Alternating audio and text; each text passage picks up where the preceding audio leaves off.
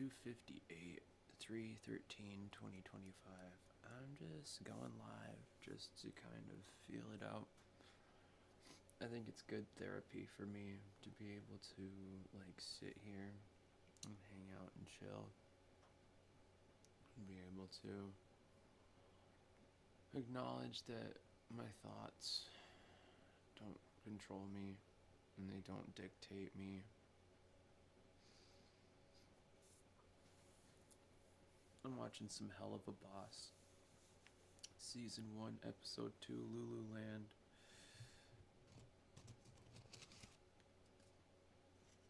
And I'm thinking about that last video I just posted talking about privilege and how privilege is supposed to look on people.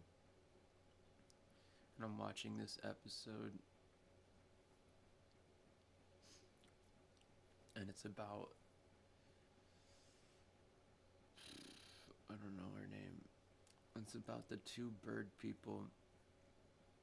Stolas, he's like royalty, and like he's got a daughter, and like she's also supposed to be royalty, and like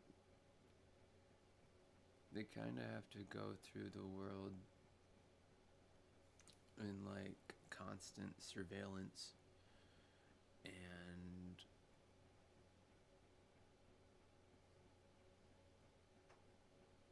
while they're like really powerful demons in the show Hell of a Boss. If you haven't watched it, go check it out. It's cute. It's cute. But it shines light on what's possible in the world.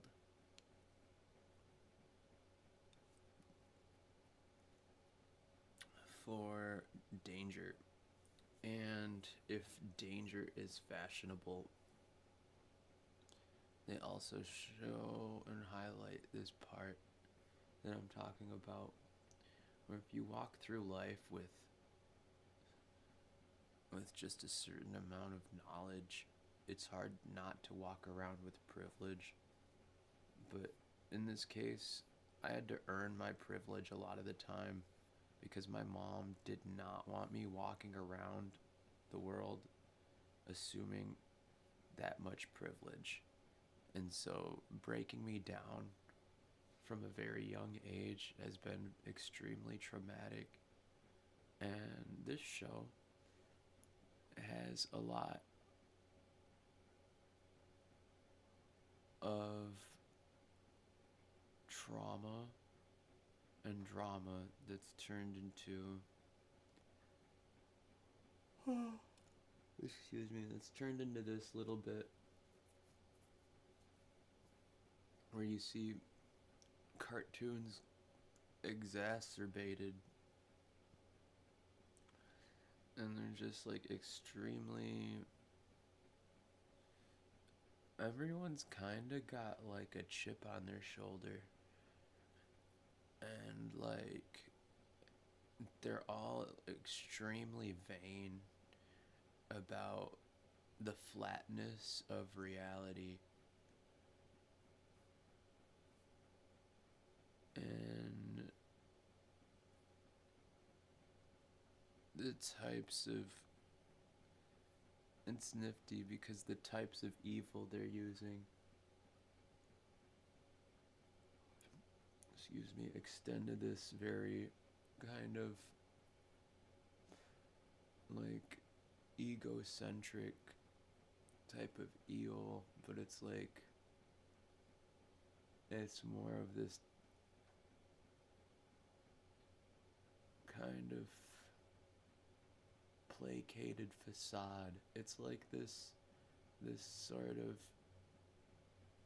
vain disposition towards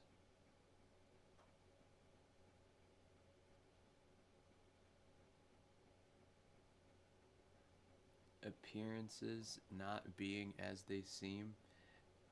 This show is cute. the show's adorable, but like it brings up a lot of things, and for me, in that sense, because feels like it feels like people are like just out here willingly misjudge people and put people at in harm's way just to survive. It's got this very eat or be eaten kind of mentality.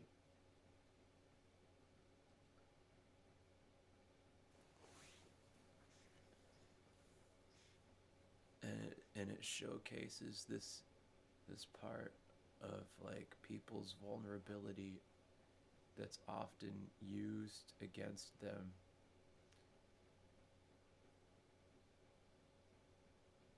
And they're quite self-aware of the depth that they kind of hold in that part.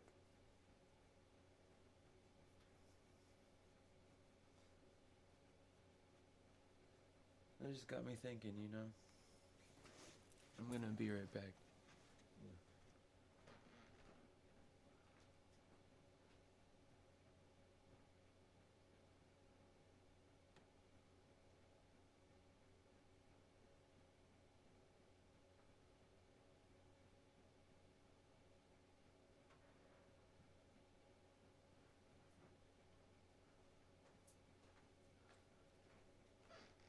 Okay.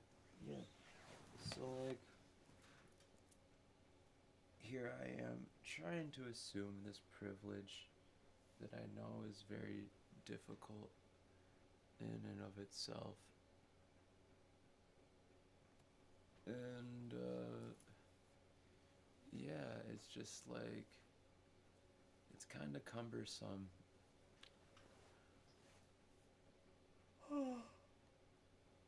Because that's a lot of weight on me to like go out there and like perfect the talking points my mom attempted to instill on me in the right ways, and my dad.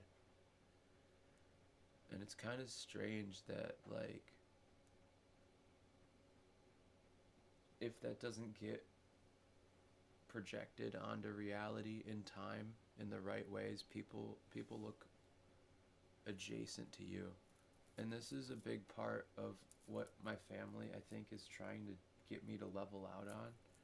And they want me to see that like I shouldn't go through life assuming so much privilege based on like the few things that give me privilege, but I should go out there and like be about what I'm asking and saying.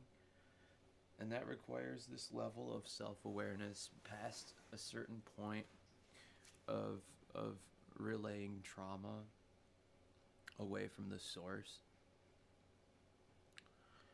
And that ends up with you a lot of interesting things, but they get dangerous in expert mode because it lays waste to the mainframe and the frame of mind that like you can't get along on your own, and that a lot of different things that are going on tend to like weigh down people more readily, and in fact in a lot of ways too low.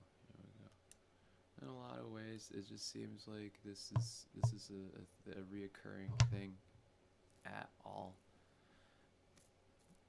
A lot of things that are being displaced by creating adversity towards somebody's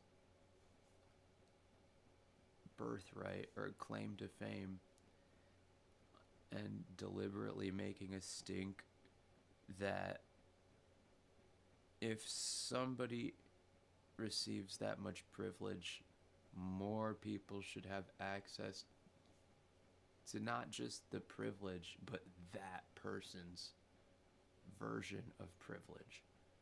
And if that is what people have stolen from me and are now utilizing as a personality trait or a luxury and a crutch to lean on and excuses with without giving me any face time over teaching those virtues. At least coming here on YouTube and PARACONOMY Inc. gives me a little bit of closure to know that I've taken it into my own hands. I've taken my accountability of how much I need people to actually know about me as I move through the world, and how much people might not realize that they have a hand in human history every single day. And these are the outcomes of shoddy decisions that people decide to take into their own hands and double down to reevaluate and very very compulsively kind of like hammer away from themselves at the same time, because it's this knowing of getting caught, and you don't want to be accountable if things go awry with somebody else's birthright. So it makes people kind of have to sit here and be about that life or get caught. And it seems like it's come to a head with me and how many times my parents are perceiving this particular privilege being exploited by me, and then how much of the privilege that they've actually taken on for themselves in order to give themselves a sense of meaning in the wake of somebody who's very comfortable with the dangers of those privileges. So it's almost like if you pick up my privilege, you end up with the dangers at all. And that's something that people are attempting to and are effectively using away from themselves. Get what I'm saying? So, like, if I have a privilege, somebody notices me taking the peace away from it and being like, look, this gives me peace. And it's because of these things, but I don't explain what those things are. And you assume that the peace is luxury. It's like an added bonus to life, but then you subject me to a place of chaos in a realm I've paved that is essentially supposed to free other people from the dangers that come along with being known that way in the world, and you take away safety from those innate dangers by reframing my responsibilities of peace. So if people think that you aren't about peace, then they're going to have to assume that you didn't care about the privilege at all. And so if one person can even reframe your version of peace, it starts to look like you don't care about safety in a large wake of luxuries that need to look presumptuous, or they need to look as though as you're an American royal. So if if I am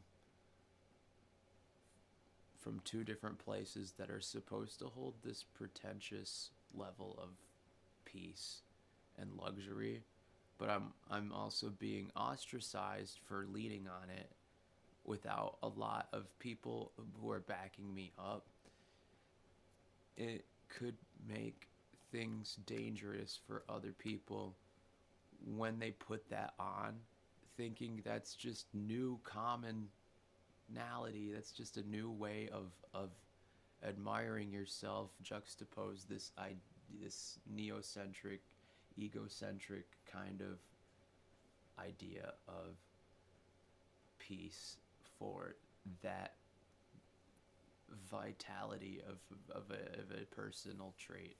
So like if I'm supposed to nurture this luxury of being able to speak and pontificate, that it doesn't just fall upon deaf ears. And it makes me wonder about this blog at all. If like people are actually tuning into what it is that I'm trying to like talk to people about. And it doesn't seem like that's the case. And it looks like somebody's gone over and above to take that lesson away from me, even though it's something that I've been able to work with, mold, and sort of walk into it as walk into my crownhood of this sort of having to walk around with your head on a swivel, knowing that people may pick up on the fact that you're special in this world, and that the moment you get caught slipping, the world's going to attempt to take that away from you. But if this is that, then it's clear as day that I don't need to be worried about all the things that these people want me to be worried about, simply because they're starting to put themselves in the general atmosphere of what luxuries can be brought to surface with the peace without ever acknowledging how much trouble they could get themselves into for just emulating something that is supposed to be just for me. And people pick up on that. There's only so much like smear campaigning you can kind of get away with in this world, to a point where people are gonna like pick up what you put down. Oh, you'll get popular off of it. There's no denying that. But also, you'll get a little too popular for your own good. In my experience, whenever we see like somebody with a Napoleon complex come in and like demand respect in a place where it's kind of a luxury to be with me, and also know what that's like to share in on the peacemaking with a person who holds that much power in like reality at all. So if there's like magic, let's go back to this. If there's magic that comes along with the luxuries of royalty and peacekeeping towards my own accountability, and whether or not I'm capable of peace over violence in a place where violence is only used as a safety mechanism or a tool to get me away from some of that, and people are deliberately going around me and telling people that you should watch out for this person. They're violent, they're pedophile, they're they've been known to, they're a pimp, whatever it is, that like people are looking at me and being like, you can't be a cam girl, that's too safe. If you And people are saying you can't work for Chatterbait, that's too safe. I need to see you in at least this much more danger, because you're assuming the privilege of a king, and the only kings that I know, they've all been through the worst shit imaginable. And people just aren't allowing, they're just being jealous and people aren't allowing themselves the the that that complimentary benefit of the doubt, and that they're just sticking around to stick around and not slide, and they want to create friction in a place where there's more free movement without getting hung up on things. And that takes a certain depth and maturity of spirituality for sure, but let alone like personal accomplishments and like the stick to itiveness to carry the rest of the weight against the frictionless surface. So if you're supposed to like create that inertia by propping something up in reality to get the signal sent from just being born to like knowing why you're born, and whether or not it adds into interests of function on the intellectual property at all. So I'm just thinking out loud. Excuse me. I'm just kind of like giving myself a little bit of fail forward, because Lord knows I'm just going to be sitting here speaking to an empty room for a long time potentially. Whatever these people did to me put me at a disadvantage, and for how long, we don't know. I may have gotten single-handedly blacklisted on the internet by people who's like end up being way down here while I'm like still maintaining that bit of valor and righteousness for the inertia that was given to me as privilege at all from the get-go.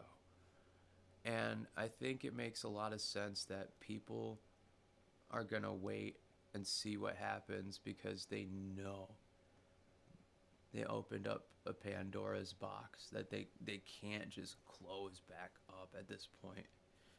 And attempting to reframe me to diminish the problems they've created for themselves says everything about the displacement of accountability that needed to be taken by a lot of the people that have been referenced on this channel as clue makers for why I'm stuck at this weird, very delicate disadvantage, because I'm vulnerable. They're literally trying to pull out all these other things about why I need to sit down in a place where everybody sees why I need to hold the stoicism with such righteousness and valor. Like, it doesn't make sense that I'm stuck holding the bill on something that I'd been preparing my whole life to make sure was framed the right way. And somebody went out of their way. And they keep going out of their way on a daily basis. 321, 313, 2025.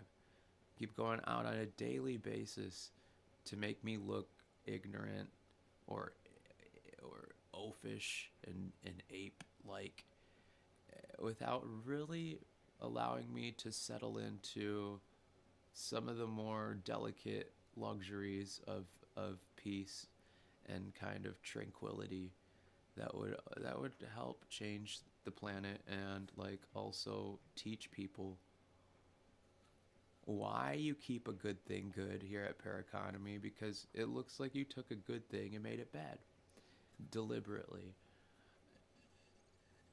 And if that wasn't your intention, you probably shouldn't have left me in a place of alienation. But it creates a very interesting opportunity where I'm able to relive the history of some of my people, because Hawaii is an island known for ostracization and alienation and exiling undesirable humans away from the mainlands and out towards arguably a misworthy series of events to a punishable death, and you find Hawaii, and you end up being alive. Now, I mean, think about how many people who were exiled off the mainlands to Hawaii and like didn't find Hawaii and just got like eaten by sharks or like drowned or like heavens no, if you like end up in a different part of the world. So it kind of makes you look at the whole luxury of Hawaii a little bit differently, and why people have already integrated parts of these luxuries and royalties away from my birthright to be like, no, that's colonizers. Always has been, always will be, but it kind of ends with you when you've been born into white privilege and the bar's been set very heavily upon your freedom and the willingness for people to, let's say you can clear my record for domestic violence and aggravated assault and get those warrants off my name. Let's just for a second, let's just say you know what the hell's going on, but you also take a second to be smug about this lesson, and you feel more comfortable with being smug about it instead of actually accepting the fact that, oh, we've made a mistake and it's probably a good time for us to cut and run, versus, oh, we made a mistake, that's okay. And keep going. um and that's where we're at. Honestly, that's where I've been at with these neighbors. They put me at a disadvantage and they want me to be evicted. They want me to go to jail. They want the worst for me, but they don't realize what that means for them. And like in repetition and consistency, what will be held against them for misusing that privilege at all, and why it puts the weight solely on my accountability to be able to articulate these encounters and experiences that I have been able to take upon my life's journey, and help create a digestible version of it for people to pick up and be able to safely utilize and say, oh, you know what that is? That is royalty.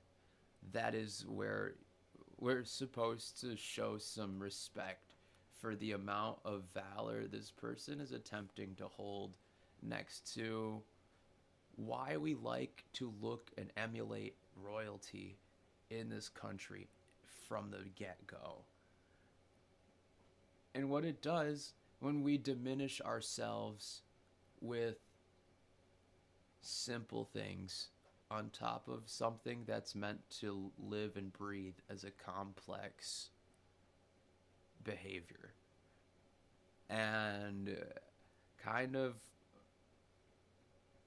the life lessons that come along with cheating people out of their birthrights and out of their celebrityism and celebritydom, yeah, whatever.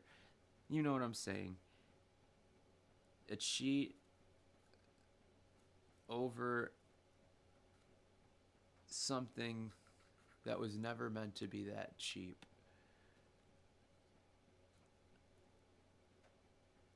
looks like a foolish movement. It's a folly. What is it? What is the saying? Like, the folly of the fool is like basically the like the innocence of like the great, to be full, what is it, to be fully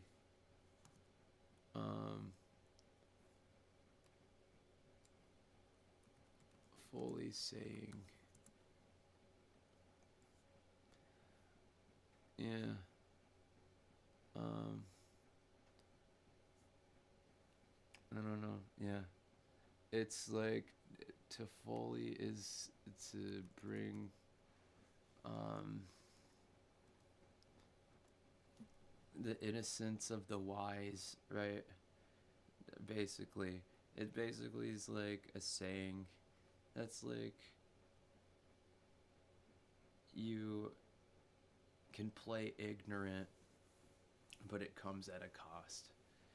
You can attempt to play ignorant in a place of experience, and it looks graceful, but when applying, it's very detrimental to the integrity of the entire